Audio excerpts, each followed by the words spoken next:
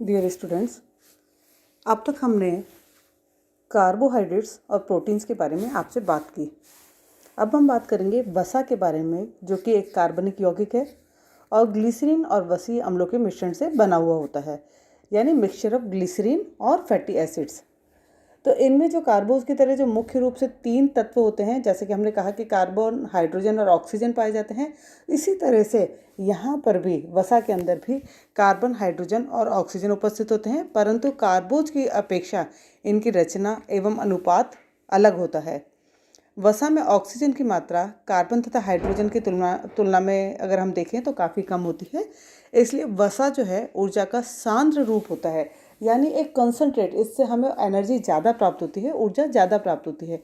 इसलिए वसा को सांद्र जो रूप है, तो उस कारण से एक गुड सोर्स ऑफ एनर्जी भी कहा जाता है। ये जो वसा होती है या जो लिपिड्स होते हैं, जैसे हम लिपिड्स भी कह सकते हैं, फैट भी कह सकते हैं, ये जो लिपिड है या वसा है, ये छूने में चिकनाई का अनुभव देते हैं और जल में अघुलनशील परंतु यानी वाटर इनसॉल्युबल हैं, लेकिन जो फैट सॉल्युबल पदार्थ हैं या कार्बनिक घोलक जैसे हैं, या जैसे बेंजीन हो सकती है, ईथर हो सकता है, पेट्रोलियम हो सकता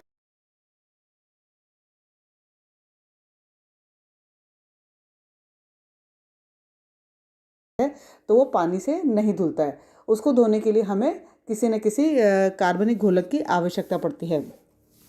तो 1 ग्राम वसा से शरीर में जब एनर्जी प्राप्त होती है तो हमें 9 किलो कैलोरी ऊर्जा की प्राप्ति होती है। जैसा कि हमने कहा कि ये ऊर्जा का कंसंट्रेट सोर्स है, तो वहाँ पर 9 कैलोरी ऊर्जा प्राप्त होती है, जबकि 1 ग्राम प्रोटीन और 1 ग्राम कार्बोहाइड्रेट जो है हमें सिर्फ 4 कैलोरी ऊर्जा प्रदान करते हैं। इस तरह हम देखें कि कार्बोहाइड्रेट्स एवं प्रोटीन की अपेक्षा अगर हम देखें तो वसा जो है वो दुगनी से ज़्यादा ऊर्जा प्रदान करती है। इसका मतलब very good source of energy. अब ये जो वसा हमारे भोजन का जो महत्वपूर्ण भाग है, जो कि हम देखते हैं कि वसा हम लोग बहुत ज़्यादा उपयोग में लाते हैं, कार्बोहाइड्रेट के बाद जो हमारे उपयोग में होता है वो वसा ही होती है। तो यहाँ पर भारतीय जो है हम लोग जो हैं उनमें हमारे 10 से 30% तक ऊर्जा वसा के द्वारा ही प्राप्त होती है। और वसा जो है, अगर हम सोर्स देखें तो वसा एनिमल सोर्सेज और प्लांट सोर्सेज दोनों में पाई जाती है।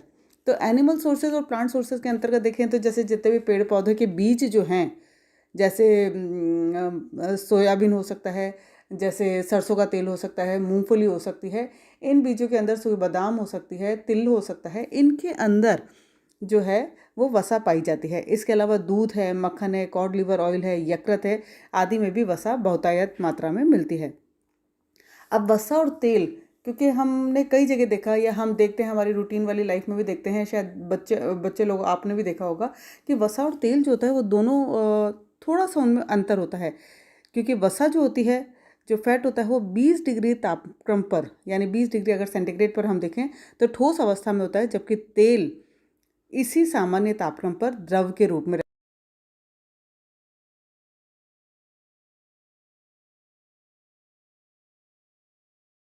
वसा में संतृप्त वसा पाई जाती है, यानी एक जो वसा है वो संतृप्त रूप में है, और जबकि तेलों के अंदर असंतृप्त वसा पाई जाती है।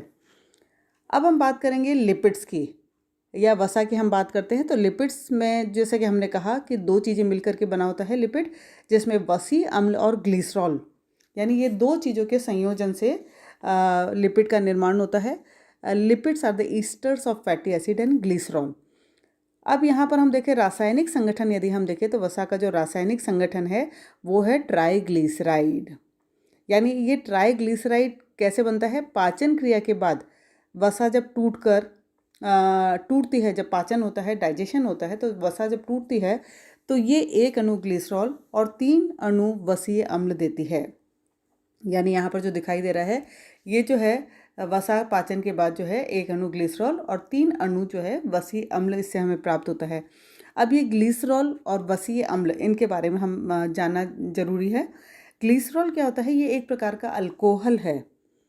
इसमें 3 कार्बन अणु होते हैं। इसमें एक अल्कोहल मुक्त होकर 3 वसीय अम्लों से जुड़ जाता है, यानी जो फैटी एसिड्स हैं उससे जुड़ता है। यह खाए जाने वाले सभी वसायुक्त पदार्थों में पाया जाता है।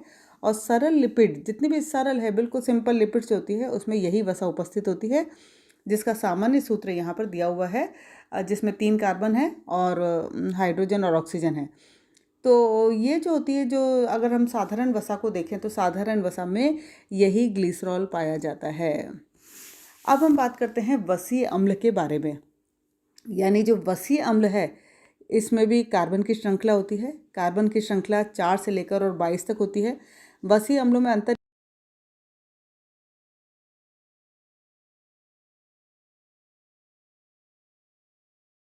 और हाइड्रोजन अणुओं को जोड़ने की स्थिति से जो वसीय अम्ल प्राप्त होते हैं, उनके स्वाद में, उनके गुणों में, उनके सुगंध में, रचना आदि में परिवर्तन हो जाता है। यानी उनके अंदर जो कार्बन और हाइड्रोजन का संयोजन है उसके कारण से इनमें अंतर पाए जाते हैं। अब वसीय अम्ल जो है, हम यहाँ पर बात करेंगे वसीय अम्लों के बारे में, जिसको हम 2 भागों में डिवाइड करते हैं। पहला होता है सैचुरेटेड या संतृप्त वसीय अम्ल और दूसरा होता है असंतृप्त वसीय या अनसैचुरेटेड फैटी एसिड्स।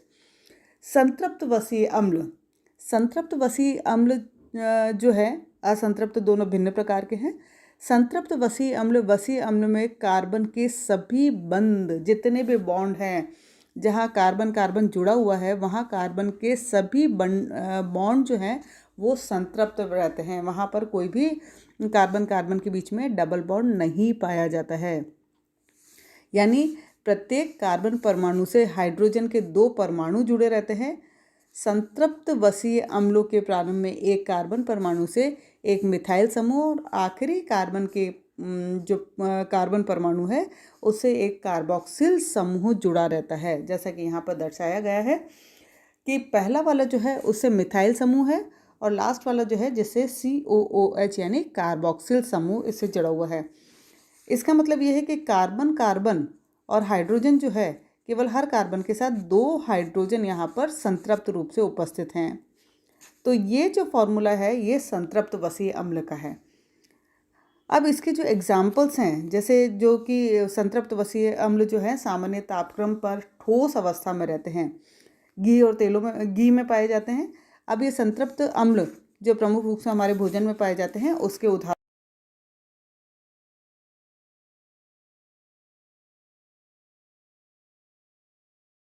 एक विशेष प्रकार की खुशबू पाई जाती है और इसका जो सूत्र है वो नीचे यहाँ पर दिया हुआ है। दूसरा जो है कैप्रिलिक अम्ल। कैप्रिक अम्ल जो है यह वसीय अम्ल मक्खन तथा नारियल के तेल में पाई जाती है। इसे एन डेकोनाइक भी कहते हैं। इसका जो सूत्र है वो भी यहाँ पर दर्शाया हुआ है, जिसमें कार्बन की संख्या 10, टोटल जो कार्बन की संख्या है वो 10 है। पहला मिथाइल समूह है और लास्ट में COOH यानी कार्बोक्सिल समूह है। तीसरा जो है पामेटिक अम्ल। पामेटिक अम्ल जो है यह वनस्पति तेलों में प्रमुख रूप से पाया जाता है। इसे सिस्टेनिक नाम से या हेक्सा डेकोनाइक कहा जाता है।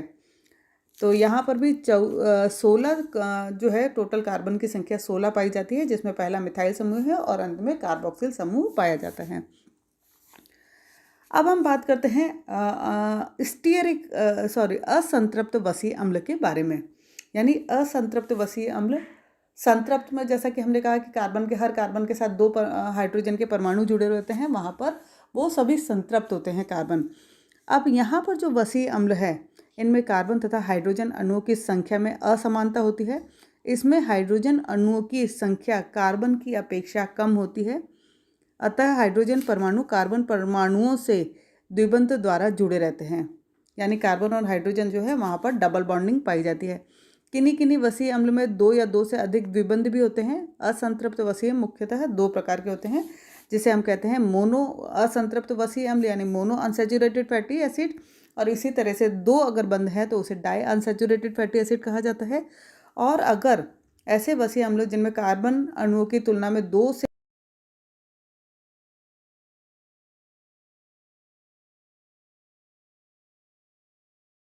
तो मोनो असंतृप्त वसीय अम्ल यानी ऐसे वसीय अम्लों में कार्बन की तुलना में 2 हाइड्रोजन अणु कम पाए जाते हैं, इसलिए हाइड्रोजन परमाणु कार्बन परमाणुओं से द्विबंध द्वारा जुड़े रहते हैं। उदाहरण के तौर पर ऑलिक अम्ल, पामेटोलिक अम्ल, ये जो हैं इसके उदाहरण हैं। इसके अलावा जो पॉली असंतृप्त वसीय अम्ल है यानी जिसमें वसी अम्लों में कार्बन अणुओं की तुलना में दो से भी अधिक हाइड्रोजन अणुओं की कमी पाई जाती है, जिसके उदाहरण है लिनोलिक अम्ल, यानी जिसका सूत्र होता है C18H32O2। यह तेलों में पाया जाता है। इसके अलावा इलियोस्ट्रिक एसिड, यानी जिसका सूत्र है C18H30O2। एराकोडोनिक एसिड, इसका सूत्र है C20H32O2। यह बीज के तेलों में उपस्थित होता है। इस प्रकार यदि हम देखें तो संतृप्त वसीय अम्लों में कार्बन के सभी बंध, जितने भी यहाँ पर देखें तो कार्बन के जितने भी बंध हैं हाइड्रोजन परमाणु के द्वारा जुड़े रहते हैं, जबकि असंतृप्त वसीय अम्लों में कार्बन परमाणुओं की तुलना में हाइड्रोजन परमाणुओं की संख्या कम होती है। अतः कहीं कहीं कार्बन परमाणु हाइड्रोजन परमाणु से द्विबंध द्वारा जुड़े रहते हैं। अब हम देखें तो वसा में संतृप्त वसीय अम्लों की मात्रा अधिक होती है, इसलिए वे सामान्य तापक्रम पर यानी 20 डिग्री टेम्परेचर अगर हम देखें तो वहाँ ठोस अवस्था में रहते हैं। तेल में असंतृप्त वसीय अम्ल पाए जाते हैं, जिसके कारण तेल जो है सामान्य तापक्रम पर द्रव के रूप में रहते हैं, लिक्विड के रूप में रहते हैं। यहाँ पर हम देखें, अब बात करते हैं आवश्यक वसीय अम्ल की। अभी हमने कहा संतृप्त और असंतृप्त वसीय अम्ल, अब आता है आवश्यक वसीय अम्ल क्या होते हैं।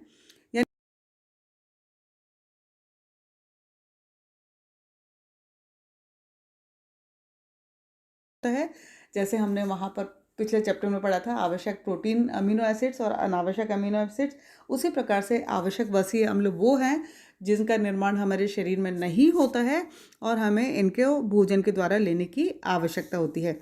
जैसे लिनोलिक अम्ल है, लिनोलेनिक है, एराकोडेनिक वसीय अम्ल है, ये आवश्यक वसीय अम्ल की श्रेणी में आते हैं।